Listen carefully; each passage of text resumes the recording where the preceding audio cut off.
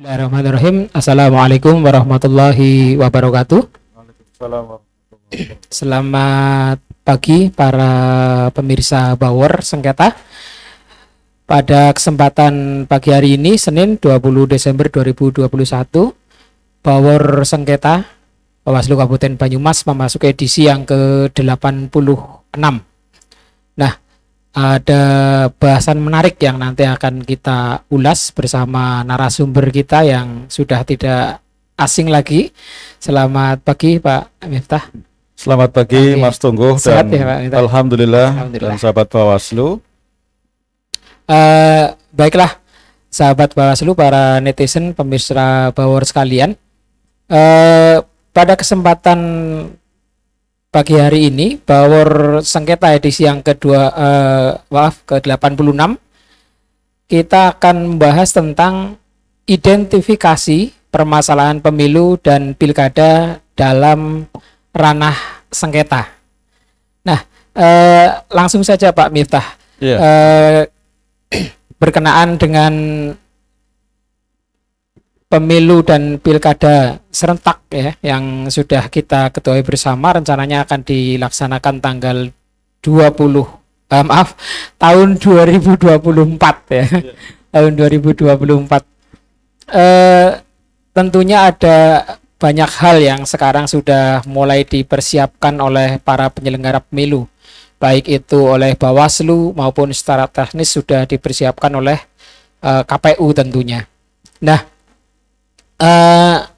namun dalam pelaksanaannya nanti tentunya ada banyak hal ya, ada banyak hal yang harus dipersiapkan kaitannya dengan permasalahan ya pemilu yang mungkin saja nanti akan terjadi pada saat pelaksanaan, baik itu pemilihan umum ataupun pemilihan kepala daerah. Nah, kalau di dalam bahasa kebencanaan ini namanya mitigasi. Nah, kalau di dalam bahasa pemilu ini kita mencoba melakukan identifikasi ya. Ya mungkin prediksi persoalan-persoalan yang ada. Nah, namun sebelumnya kita perlu mengunci dulu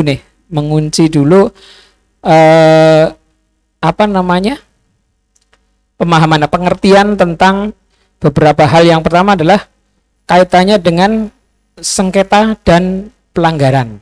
Nah, ini mungkin penting untuk memberikan pemahaman kepada masyarakat apa sebenarnya yang dimaksud dengan sengketa, kemudian yang dimaksud dengan pelanggaran dalam bahasa tentunya di Bawaslu. Nah, mungkin bisa dijelaskan, monggo Pak Miftah. Ya, baik Mas Tunggu dan sahabat Bawaslu, terima kasih atas waktunya.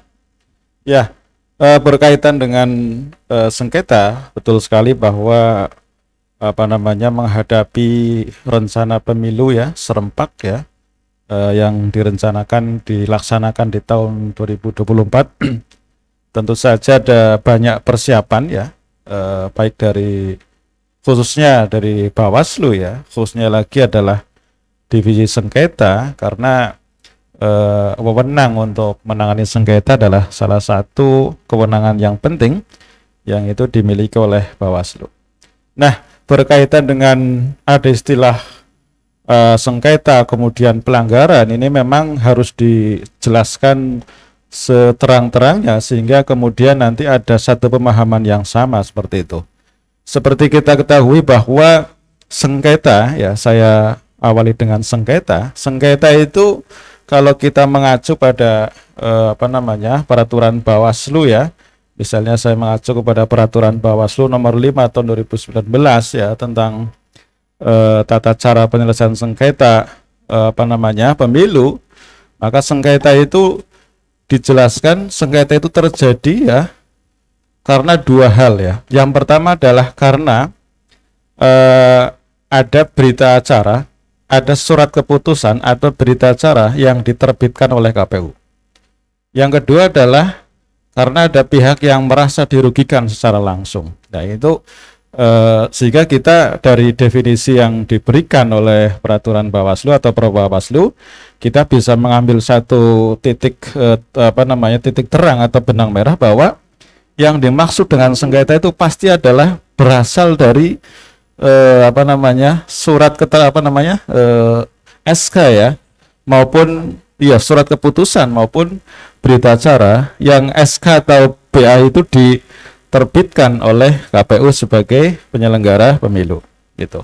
Nah, yang kedua ada istilah pelanggaran ya. Kalau kita bicara pelanggaran tentu ada macam-macam juga nih pelanggaran, Mas Tungguh dan sahabat Bawaslu.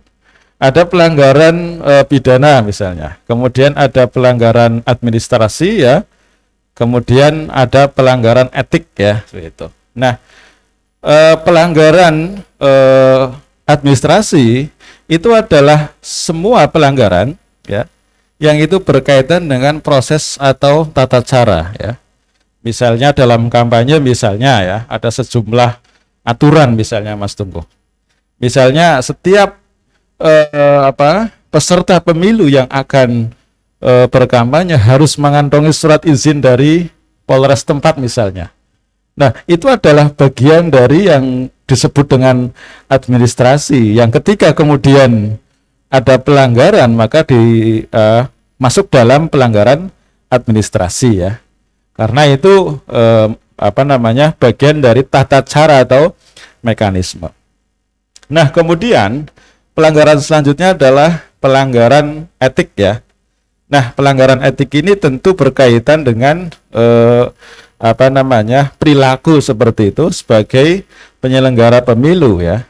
Nah, bahwa setiap penyelenggara pemilu ya, baik itu kemudian KPU sebagai pelaksana teknis ya, kemudian maupun Bawaslu ya sebagai pengawas, itu semuanya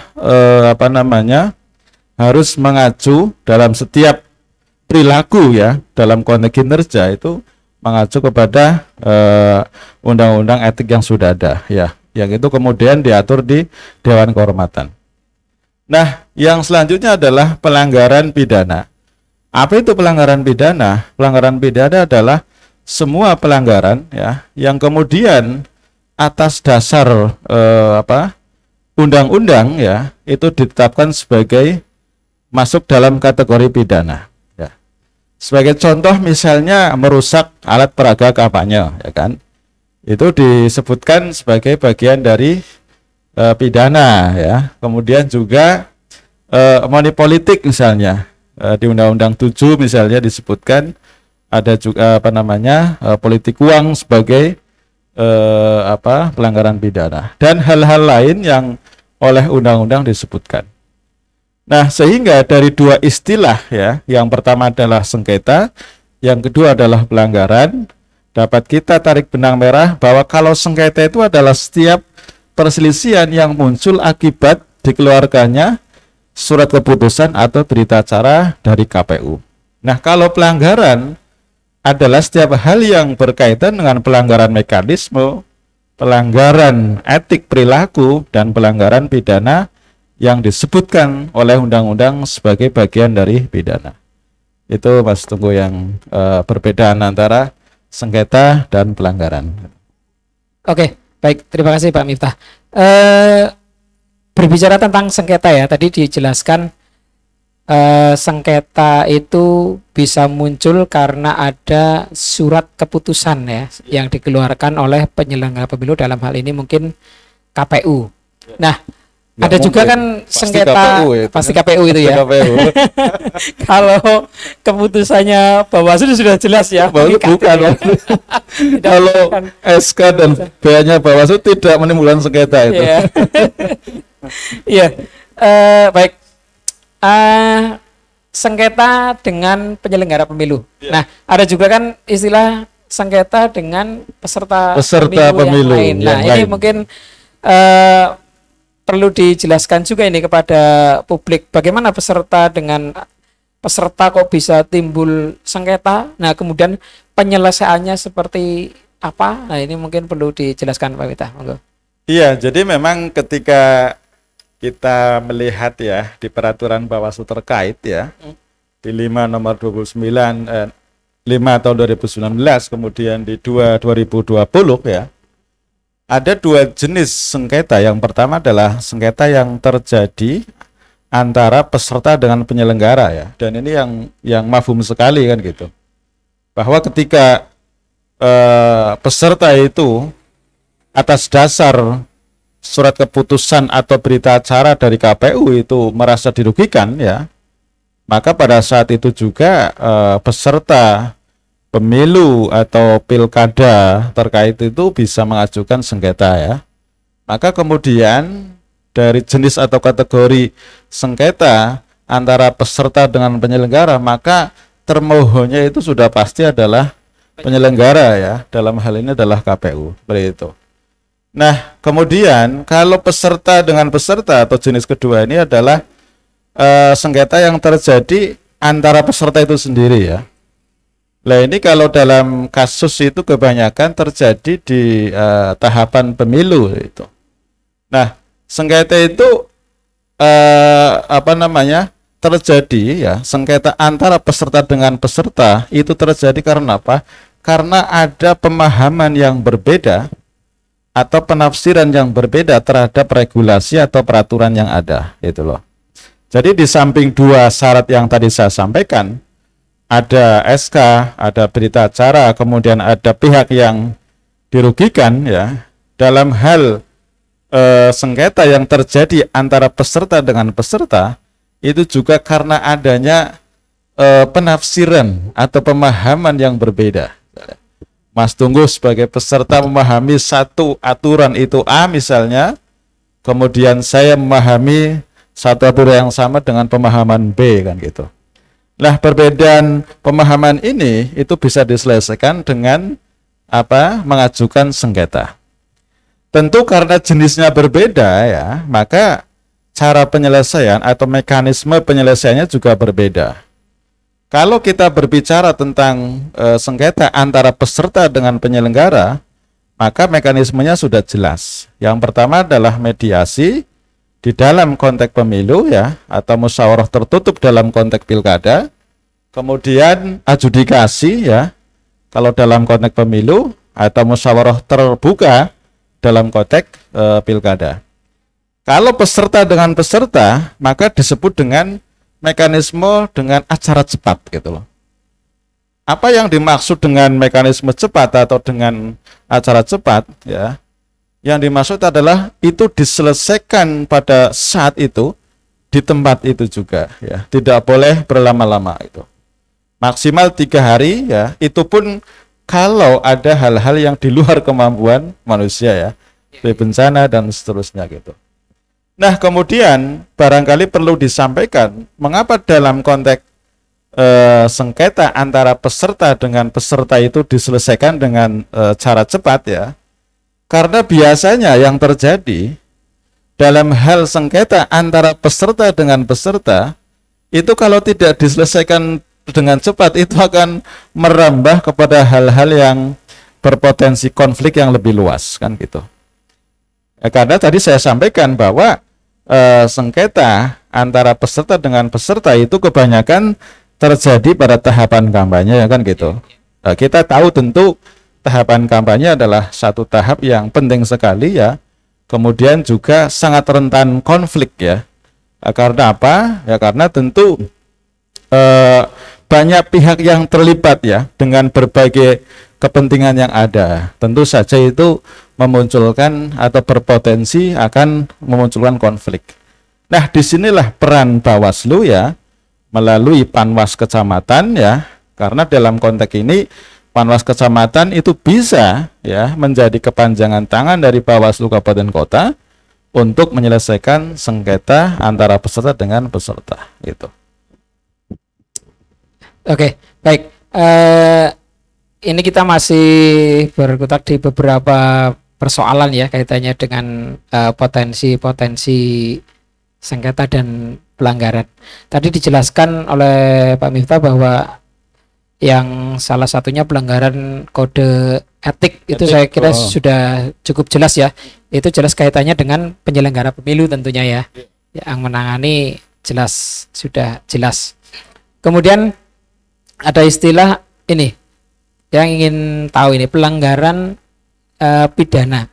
Nah, tadi kan diberikan contoh apa namanya, perusakan APK ya, alat peraga kampanye. kampanye. Nah, apakah yang bisa masuk pada pelanggaran pidana ketika yang melakukan perusakan adalah sesama peserta pemilu saja, atau kemudian jika ada apa namanya, penyelenggara pemilu, dalam hal ini katakanlah Bawaslu, karena beberapa kali itu kita mendengar di lapangan ada Panwascam yang kemudian melepas APK tanpa koordinasi dengan partai pemilik. Nah, ini kemudian menjadi keributan.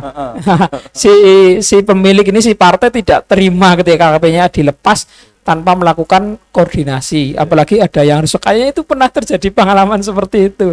Nah, ini masuk unsur pelanggaran pidana atau enggak? Iya, memang banyak sekali hal-hal yang disebutkan oleh Mas Tungguh tadi ya, terkait dengan APK. Memang satu dinamika di dalam tahapan kampanye memang APK itu kan gitu. Banyak sekali terjadi hal yang sama, bahwa ketika Panwas atau pengawas di tingkat kecamatan maupun di tingkat desa itu tidak ada koordinasi dan seterusnya dengan partai politik, sehingga memunculkan persoalan. Nah, berkaitan dengan pidana yang tadi disebutkan ya, bahwa sesuatu itu dikategorikan adalah masuk dalam ranah pidana atau bukan, itu tentu saja kita mengacu kepada apakah di dalam undang-undang satu hal itu dimasukkan ke dalam kategori pidana atau tidak, kan gitu. Nah, dalam persoalan atau dalam konteks ini, maka di sana disebutkan setiap orang, kan gitu. Sehingga subjeknya tentu tidak hanya pengawas ya, tidak hanya penyelenggara atau tidak hanya masyarakat seperti itu, tapi di sini adalah setiap orang yang kemudian melakukan perusakan ya, tentu itu akan berakibat kepada dugaan pelanggaran pidana. Nah, di dalam konteks yang tadi Mas Tungguh sebutkan, itu biasanya adalah setiap APK ya yang kemudian ditertibkan itu pasti berdasarkan aturan-aturan yang sudah ada, kan gitu. Misalnya katakanlah sebelum tertibkan atau dicopot ya, itu biasanya Bawaslu itu mengajukan surat, semacam surat pemberitahuan terlebih dahulu. Biasanya 3 hari ya, minimal 3 hari sebelum penertiban dilakukan seperti itu. Ini untuk memberikan kesempatan ya kepada pihak yang memiliki APK ya untuk mencopot sendiri. Karena memang kewajiban untuk menertibkan itu memang yang memasang seperti itu kan. Namun kemudian ketika pada saat yang tidak diperbolehkan adanya APK terpasang, maka kemudian di sini Bawaslu harus memang dituntut untuk bersikap tegas ya, untuk menertibkan APK yang terpasang. Ini ada 2 konteks yang berbeda memang ya, itu. Jadi kalau subjeknya di dalam pidana tentu setiap orang kan, setiap orang yang kemudian melakukan perusakan itu bisa dituntut dengan dugaan pidana kan gitu.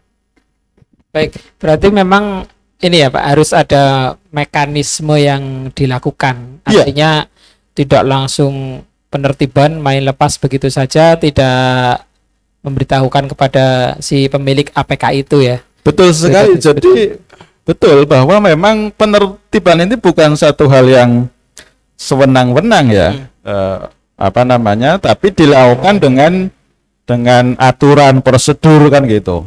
Misalnya tadi saya sampaikan ada pemberitahuan terlebih dahulu ya kan, kemudian tidak ada perusakan ya. Bawaslu Kabupaten Banyumas di 2029, di 2018 ya, itu kalau menertibkan itu kita semaksimal mungkin tentu tidak merusakkan gitu. Ada kasus di mana memang ada penertiban yang dilakukan oleh jajaran kami di bawah kurang sesuai, maka pada saat itu kita dari kabupaten kota langsung ke lokasi ya untuk membetulkan, untuk memberikan pengarahan agar penertiban dilakukan dengan cara yang sesuai dan tentu beradab lah. Misalnya foto seseorang itu APK tentu saja ada fotonya kan gitu. Maka tidak kita langsung campakan di di jalan dan seterusnya. Harus kita tertibkan dengan baik. Tentu dengan juga nilai-nilai yang ada kan gitu. Oke, baik, terima kasih. Kita melompat lagi ini. Ini melompat-lompat maju mundur ya. Oh iya. Kaitannya dengan tadi pelanggaran administrasi. Iya. Pelanggaran administrasi itu kan ketika mau kampanye harus ada surat izin nih dari kepolisian. Pertanyaannya mungkin masih ada banyak masyarakat yang juga mungkin belum paham. Apakah izin yang dikeluarkan itu harus dari kepolisian atau ada pihak-pihak lain juga yang bisa memberikan surat izin? Ya, surat izin itu kan berkaitan dengan pengumpulan massa kan gitu. Nah, sehingga itu memang wewenangnya ada di kepolisian gitu. Hak mutlak kepolisian. Betul sekali, karena itu berkaitan dengan keamanan ya. Karena kampanye tentu adalah pengumpulan massa kan begitu. Maka di sana ada keamanan, sisi keamanan yang harus diperhatikan. Nah, ketika kita bicara tentang keamanan, maka aparat yang berwenang tentu adalah teman-teman di kepolisian gitu. Nah, kemudian juga tentu selain kepolisian juga biasanya juga dari teman-teman Satpol PP juga terlibat ya. Karena apa? Karena memang ada irisan aturan ya antara wewenang Bawaslu kemudian juga wewenang dari Satpol PP. Karena Satpol PP juga ada aturan tentang bagaimana memasang reklame dan lain sebagainya yang itu juga sangat berkaitan dengan pemasangan APK ya. Misalnya tidak boleh memasang melintang di jalan, tidak boleh memasang di tempat-tempat yang dilarang, misalnya itu ada di dalam aturannya teman-teman di Satpol PP. Nah, maka mitra kita ketika kita menertibkan APK itu selain adalah kepolisian juga adalah teman-teman di Satpol PP itu. Oke. Ini ada istilah sengketa penetapan hasil pemungutan suara. Nah, itu. Yeah.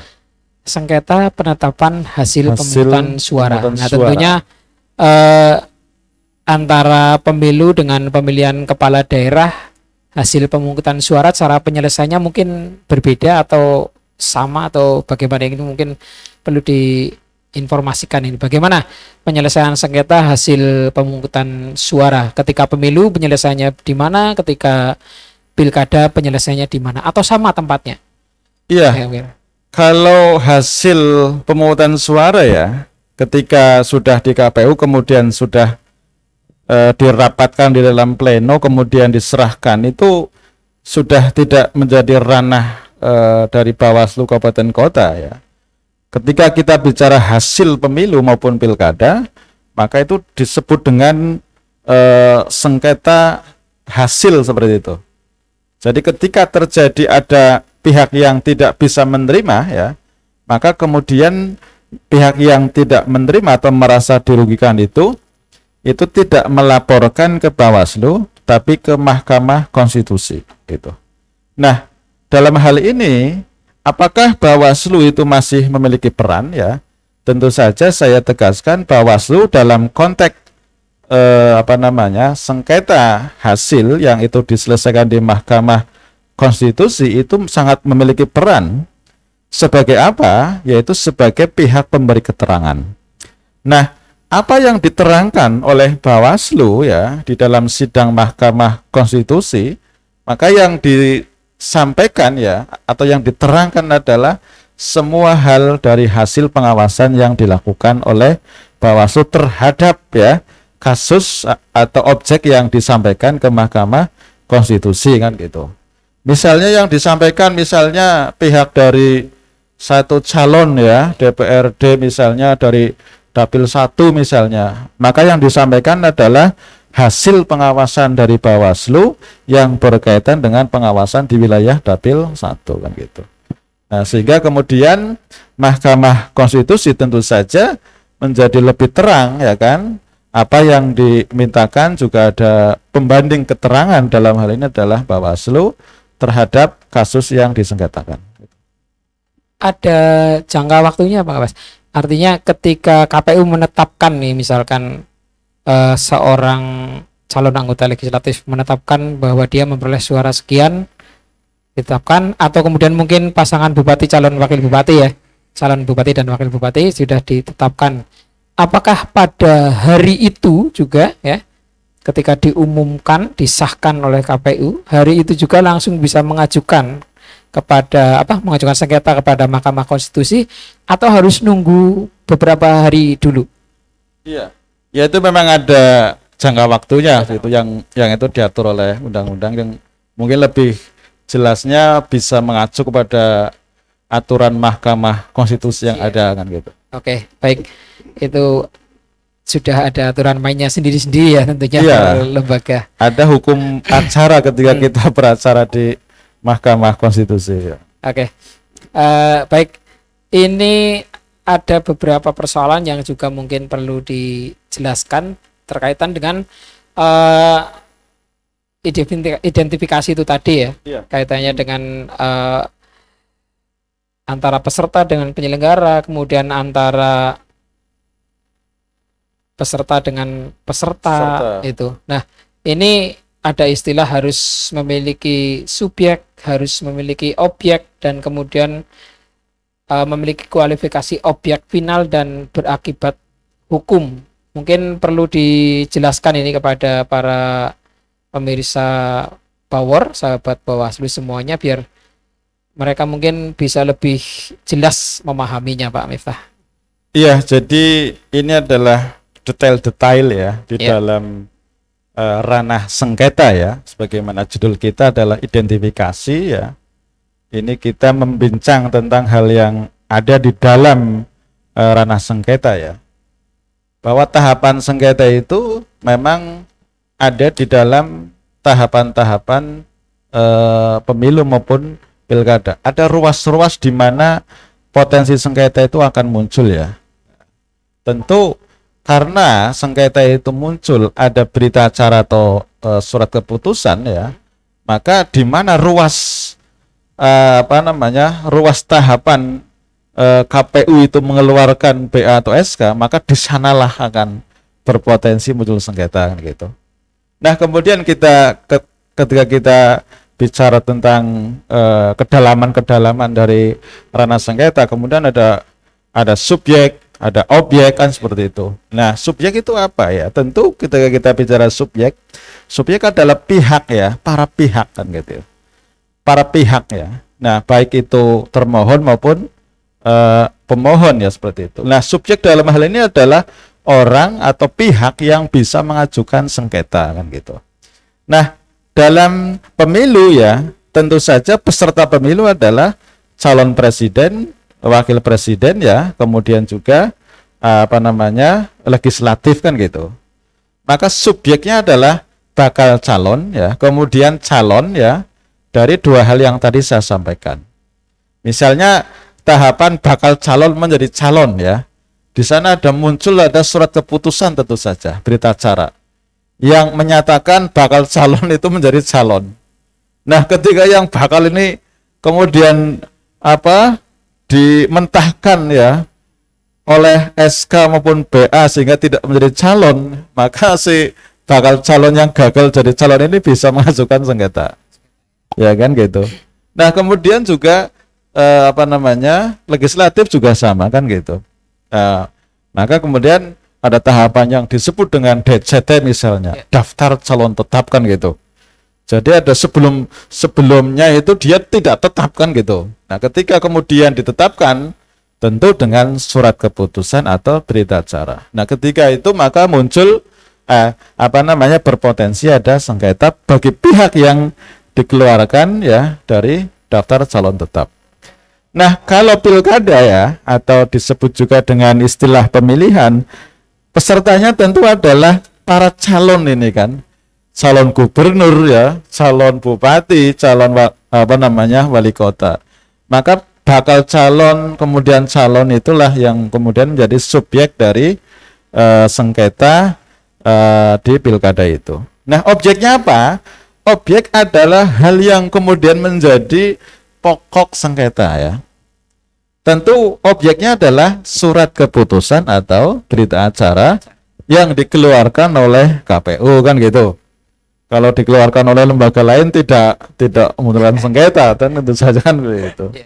Ya seperti itu, sahabat Bawaslu, sahabat Bawor.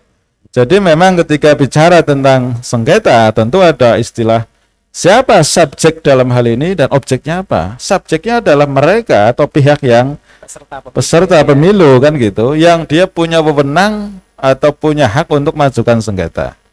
Nah tentu ketika bicara pemilu, saya tadi sampaikan, pemilu pesertanya tentu adalah calon presiden ya, wakil presiden, kemudian legislatif. Nah, kalau di pilkada tentu adalah calon gubernur, kemudian bupati ya, atau wali kota kan gitu. Nah, objeknya tentu adalah surat keputusan atau berita acara yang dikeluarkan oleh KPU kabupaten ya, KPU. Oke, baik, saya kira cukup jelas ya para sahabat Bawaslu atau netizen dimanapun Anda bisa menyimak acara ini. Nah, sudah jelas objek itu apa, subjek itu siapa, saya kira sudah cukup jelas. Nah, kemudian berkaitan dengan putusan ya terkait dengan sengketa pemilu atau sengketa pilkada yang bersifat final dan mengikat. Nah, ini maksudnya bagaimana ini? Mengikat ini maksudnya sudah tidak bisa bahasa Jawanya diutik-utik lagi atau masih bisa nih mengajukan gugatan lagi setelah final dan mengikat itu. Iya, jadi putusan final dan mengikat ya. Final dan mengikat. Final itu artinya adalah selesai kan gitu. Seperti kalau kita berlomba kemudian kita sampai kepada garis finish, maka disebut dengan selesai. Game is over kan, selesai kan permainan kan gitu. Nah, mengikat itu artinya apa? Mengikat itu adalah setelah putusan itu dibacakan ya di hadapan sidang dan dibacakan dengan sidang terbuka, maka semua pihak yang terkait itu harus mengikuti ya, mentaati putusan yang telah dibacakan ya. Misalnya saya contohkan misalnya, walaupun misalnya ya yang bersidang itu hanya Bawaslu, kemudian partai politik atau peserta pemilu yang bersengketa misalnya, kemudian KPU ya, berarti tiga pihak ya kan, Bawaslu, peserta pemilu dan KPU kan gitu. Kemudian ini bertiga ini, kemudian Bawaslu memutuskan satu putusan ya, maka Mas Tunggu yang tinggal di sudut Banyumas sana yang tidak tahu menahu ya tentang proses yang terjadi itu harus taat itu loh, harus mengakui kan gitu. Iya kan? Biasanya nggak tahu kok tiba-tiba. Nah, iya itu. Jadi taat dalam hal ini adalah mengikat dalam hal ini adalah gambaran saya secara sederhana seperti itu ya. Walaupun itu mereka bertiga ini yang bersidang ya, rakyat yang di sebelah sana itu tetap dia harus menghormati, mengikuti aturan putusan yang ada kan gitu. Nah, memang di dalam sengketa itu ada putusan final mengikat ya kan. Artinya tidak ada lagi upaya. Namun demikian ada beberapa ya di dalam konteks pemilu ya yang itu tidak final ya. Misalnya adalah tentang penetapan partai politik menjadi peserta pemilu. Itu masih bisa mengajukan namanya koreksi ya. Koreksi kemana? Koreksi ke Bawaslu RI melalui Bawaslu Provinsi Jawa Tengah. Kemudian juga bisa mengajukan ke Pengadilan Tata Usaha kan gitu. Nah, itu juga berlaku di pilkada ya yang sifatnya mengikat kan kita itu. Maka bisa dilakukan semacam banding ya, baik itu ke Mahkamah Agung maupun ke Pengadilan Tinggi Tata Usaha Negara itu. Jadi pada prinsipnya putusan Bawaslu ya, putusan Bawaslu terkait dengan putusan sengketa itu bisa dilakukan banding ya, yang di istilah kita adalah koreksi ya pemilu ya, itu bisa diajukan ke Bawaslu RI. Kemudian kalau kita mengacu ke konteks pilkada itu bisa ke Mahkamah Agung atau ke Tata Usaha Negara itu. Oke, baik. Terima kasih Pak Miftah. Cukup gamblang ini jadinya. Ini ada beberapa pertanyaan berkaitan dengan ketentuan wajib sebagaimana penanganan persoalan pemilu dan pilkada itu masuk pada ranah penanganan pelanggaran pidana dan administrasi. Nah, ini kita lagi-lagi ini nampaknya yang menarik ini persoalan pidana dan administrasi ya. Iya. Nah, kaitannya dengan hal itu mungkin perlu dijelaskan juga ini. Bagaimana putusan pidana, siapa yang membuat dan bagaimana putusannya? Iya, sebenarnya antara ranah sengketa kemudian ranah pidana ya, administrasi itu sudah ada mekanisme dan ruang masing-masing kan gitu. Nah, sengketa tadi saya sampaikan bahwa ketika bicara sengketa, maka yang terpikirkan ya, yang harus muncul adalah SK dan berita acara kan gitu.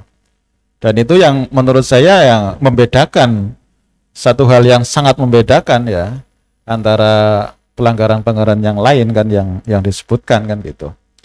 Kalau pelanggaran pidana ya tadi saya sampaikan adalah pelanggaran yang itu berkaitan dengan hal-hal yang oleh undang-undang dimasukkan dalam ranah pidana. Misalnya adalah politik uang ya, itu jelas dimasukkan ke dalam konteks pelanggaran pidana. Nah, bagaimana mekanismenya ya kan? Ini tentu dalam hal penanganan pelanggaran atau dugaan pelanggaran ada mekanisme tersendiri kan gitu. Nah, ketika itu berkaitan dengan pidana, maka ada pihak yang tentu sangat yang berkaitan ya dengan pidana. Siapa? Tentu adalah pihak kepolisian kan gitu.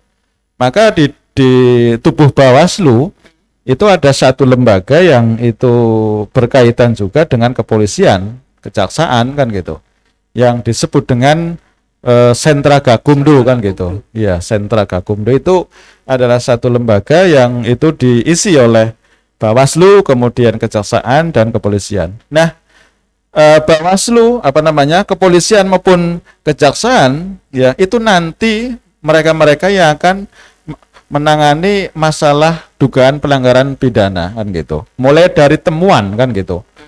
Di Gakumdu itu ada rapat pertama, rapat kedua dan seterusnya. Yang masing-masing tahapan rapat yang tadi saya sampaikan itu ada agenda tersendiri ya.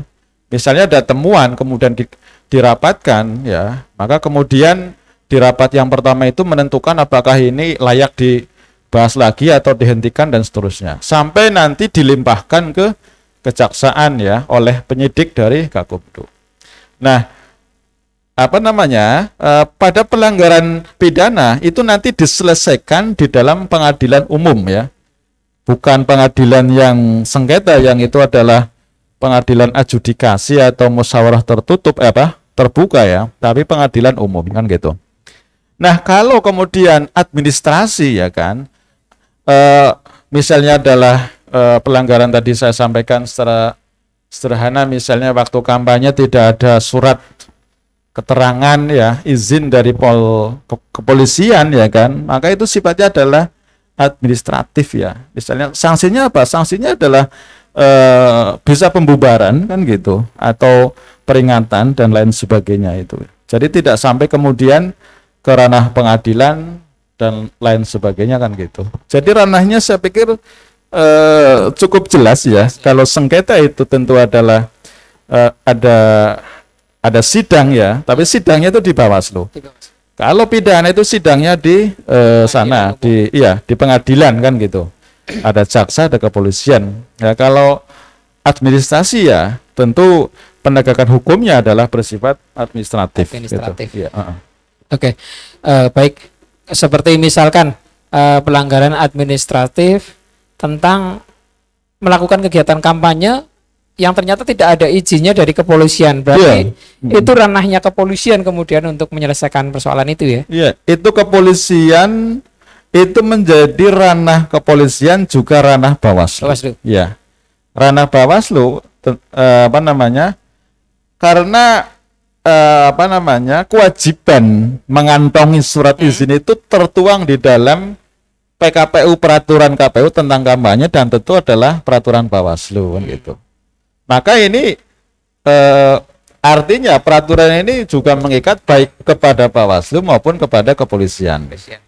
Nah, konsekuensinya ketika terjadi kasus di mana kampanye itu dilakukan atau dilaksanakan tidak mengantongi izin dari Polres, dari kepolisian, maka Bawaslu punya wewenang ya, kepolisian juga punya kewenangan gitu. Jadi Bawaslu bisa juga membubarkan kegiatan itu ya? Sangat bisa dibubarkan karena memang secara administrasi tidak memenuhi aturan kan gitu. Dibubarkan atau misalnya apa namanya harus izin ulang dan lain sebagainya. Itu semua tertuang di dalam peraturan Bawaslu.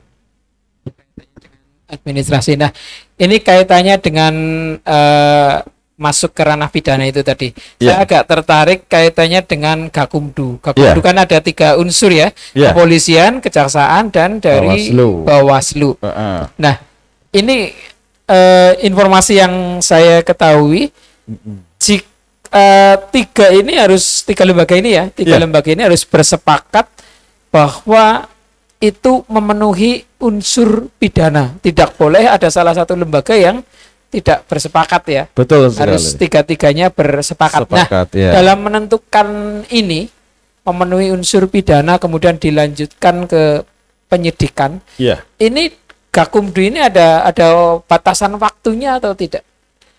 Ya, tentu apa namanya, baik itu di dalam pelanggaran dugaan sengketa maupun di dalam aturan main di Gakumdu. Tentu ada seperti itu. Ada ya? Ya. Jadi tahapannya ada laporan atau temuan ya. Kemudian kalau ada 2 alat bukti cukup ya, maka itu tentu masuk kan gitu. Nanti di sana ada pembahasan ya kan. Kemudian nanti masuk ke namanya penyidikan ya, yang dilakukan oleh teman-teman dari kepolisian. Nah, penyidikan itu adalah mengumpulkan proses pendalaman ya terhadap kasus yang dimunculkan ya, atau kasus yang ditangani ya. Di sana ada pengumpulan alat bukti, penajaman, ada klarifikasi terhadap para saksi dan lain sebagainya kan gitu. Nah, ketika kemudian proses penyidikan sudah selesai, sudah lengkap, alat bukti lengkap dan seterusnya, maka nanti kita limpahkan ke kejaksaan ya kan. Nah, nanti di proses di kejaksaan nanti disidangkan di pengadilan kan gitu. Nah, tentu saja proses-proses dari awal sampai akhir ya kan, ini harus disepakati oleh 3 lembaga yang disebutkan tadi. Ada kejaksaan, ada kepolisian, dan ada dari Bawaslu kan gitu. Tidak ada kemudian satu kasus yang tidak memenuhi unsur pidana misalnya sampai lolos, itu kan sangat tidak mungkin sekali kan gitu. Maka ketika kemudian proses penyidikan yang tentu juga ada kejaksaan di sana, ada kepolisian di sana, ada Bawaslu di sana ya, kemudian sudah memenuhi semua unsur kan gitu, semua unsur pidana, maka kemudian dilakukan tahap lanjutan yaitu ke persidangan kan gitu. Nanti sampai pada putusan kan gitu ya gitu. Oke, baik. Ini sepertinya sudah cukup jelas ya, cukup lugas kaitannya dengan identifikasi persoalan pemilu dan pilkada pada ranah sengketa. Ini saya ingin bertanya ini, tapi agak keluar. Iya. Agak keluar. Mungkin kaitannya dengan pendapat ini Pak Miftah. Iya. Ini kan masih simpang siur kaitannya dengan pemilu serentak akan dilaksanakan kapan. Sudah ada yang mengatakan sudah mulai memasuki tahapan dan lain sebagainya. Sampai saat ini pun legislatif belum menentukan di waktu. bulan apa di tahun 2024 itu ya. Iya. Itu. Kemudian kalau di undang-undang yang lain mengatakan pemilihan presiden itu kalau tidak salah tanggal 24 November 2022 apa ya? Kalau saya nggak salah baca. Nah, itu bagaimana ini menurut pendapatnya Pak Miftah Iya. terkait dengan kesimpang Terkait dengan siuran ini? ya. Bagaimana sikap masyarakat? Saya kira juga ini kan erat kaitannya dengan masyarakat yang harus mendapatkan kejelasan informasi itu kan. Iya. Oke. Ya, memang ini sangat penting tentu saja ya. Karena betul itu berkaitan dengan hak dan kewajiban sebagai rakyat kan seperti itu, bahwa pemilu itu pada dasarnya adalah wujud dari kedaulatan rakyat. Namun demikian tentu dalam kapasitas saya sebagai penyelenggara pemilu, dalam hal ini Bawaslu, sesuai dengan undang-undang Bawaslu itu penyelenggara kan gitu. Iya. Jadi kalau sebagai penyelenggara tentu kita manut saja kepada pihak-pihak yang punya wewenang untuk menentukan waktu atau timing ya dari pemilu yang dilaksanakan di tahun 2024, yaitu tentu adalah pemerintah ya, kemudian juga teman-teman di legislatif yang menentukan kan gitu. Jadi kalau ditanya pendapat saya seperti apa, ya kalau saya sebagai penyelenggara saya tidak bisa berpendapat seperti itu. Saya sebagai penyelenggara sebatas pelaksana kan gitu, pelaksana tugas dari negara ya.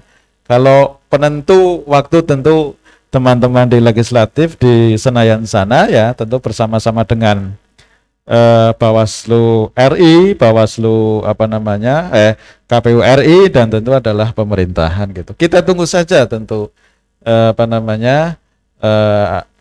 nanti yang dihasilkan oleh para wakil kita yang di atas ya. Tentu saya yakin sekali pembahasan-pembahasan tentang pemilu menjadi hal yang sangat penting ya, yang nanti pada saatnya tentu akan disampaikan kan gitu. Oke, baik. Prinsipnya Bawaslu sebagai bagian dari penyelenggara pemilu ataupun KPU ya sebagai penyelenggara pemilu juga, Ya. prinsipnya pokoknya siap melaksanakan Kapan tugas saja. sebagai Ya. abdi negara gitu ya. Iya kan kira-kira Oke. gitu. Baik, untuk terakhir kali mungkin ada closing statement dari Pak Miftah ini untuk ya mengajak masyarakat atau mungkin memberikan pesan kepada masyarakat untuk menghadapi jelang pemilu 2024 ini. Ya. Yang pertama tentu saya sampaikan bahwa pemilu itu adalah wujud dari kedaulatan rakyat ya. Maka kemudian kita songsong pemilu serentak tahun 2024 nanti dengan riang gembira ya. Karena di alam demokrasi itu kita harus riang gembira kan seperti itu ya.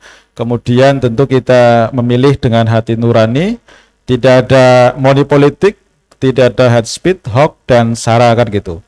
Yang kedua, Bawaslu punya wewenang, punya kewajiban untuk menangani sengketa ya. Maka kemudian bagi para peserta pemilu nantinya, bagi para partai politik ya kan, silahkan tentu untuk berkoordinasi, berkonsultasi dan seterusnya ya tentang khususnya tentang sengketa yang itu diselesaikan di Bawaslu, yaitu sengketa proses pemilu maupun pilkada.